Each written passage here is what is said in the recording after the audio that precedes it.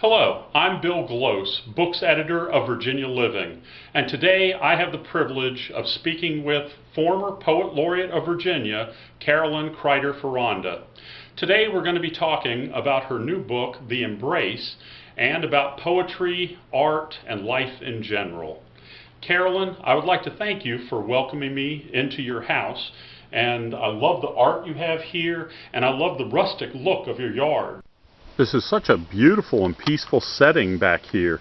I especially love how the creek pours into the cove right in your own backyard. I can see where the influence of your previous book, River Country, came from. Yes, the environment that surrounds us is very conducive for writing, number one. And number two, once we moved down here, I really became enamored with my surroundings and I wanted to learn more. I went to many lectures and tried to get introduced to the area, to the farm practices, and I soon realized that we're doing a lot to damage our environment. We have so many toxic chemicals running into the water.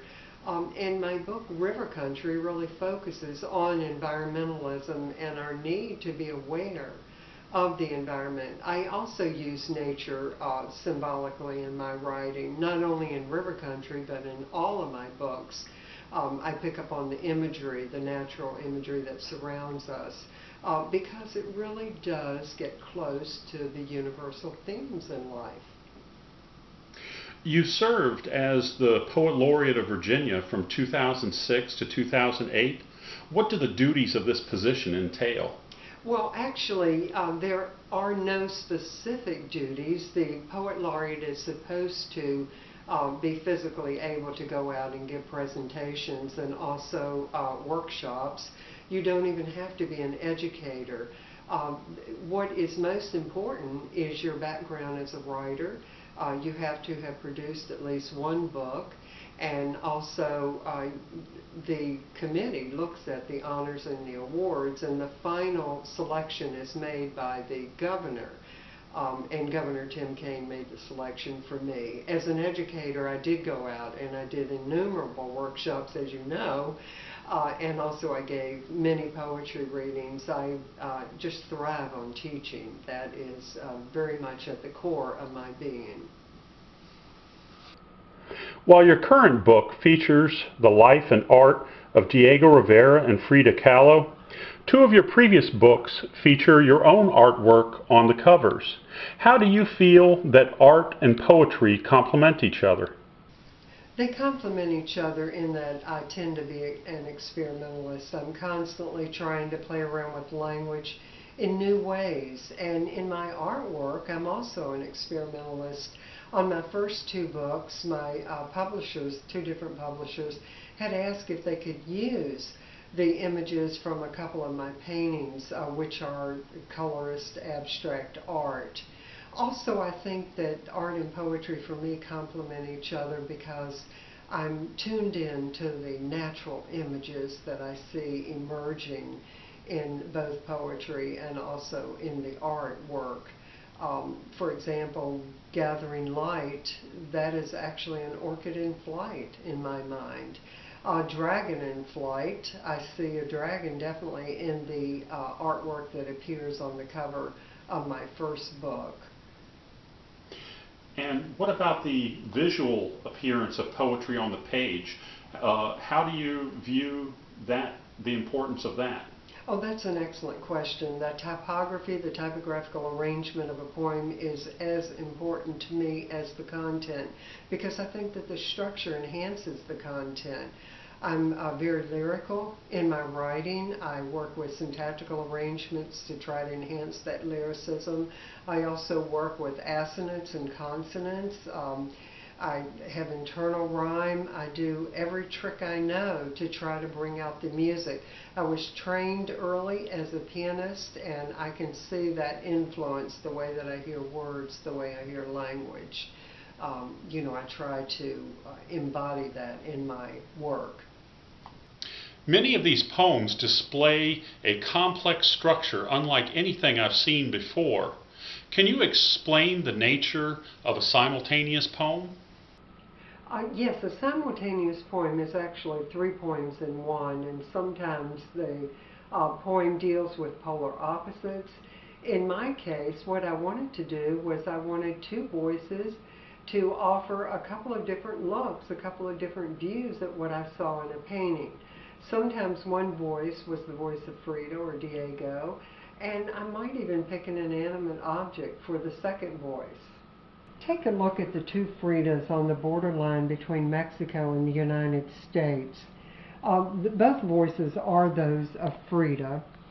You can read poems down the page vertically. For example, the first poem is in Frida's voice, and you can read the standard font down the page. You can also read the second voice, which is italicized down the page vertically.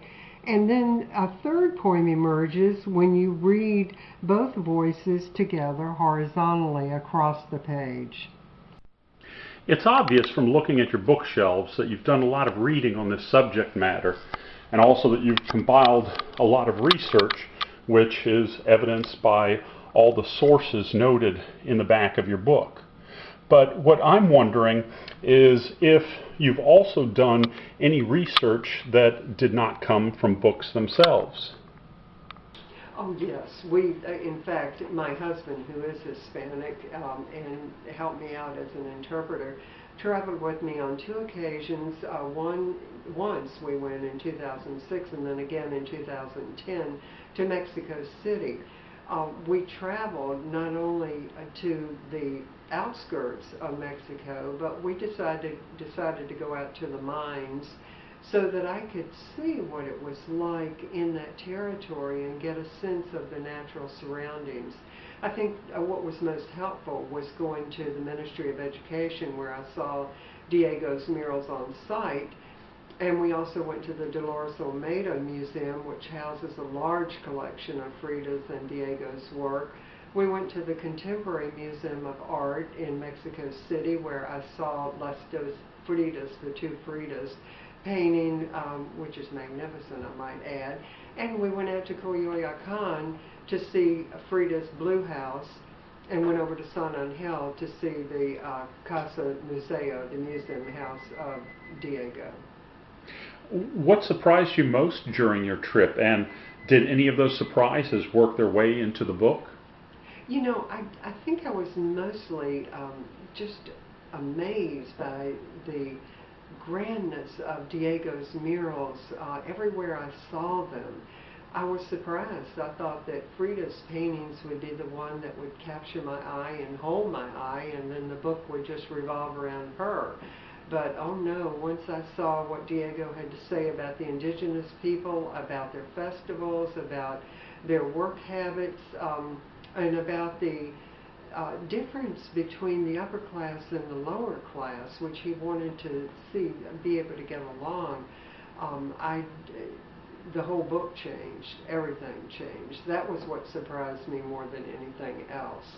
I also think I was surprised a little bit about the symbolism in Frida's works, because when you see some of the smaller paintings, you know, when you see them on site, you can notice all of those details, the richness of that symbology, which played a huge part in the book.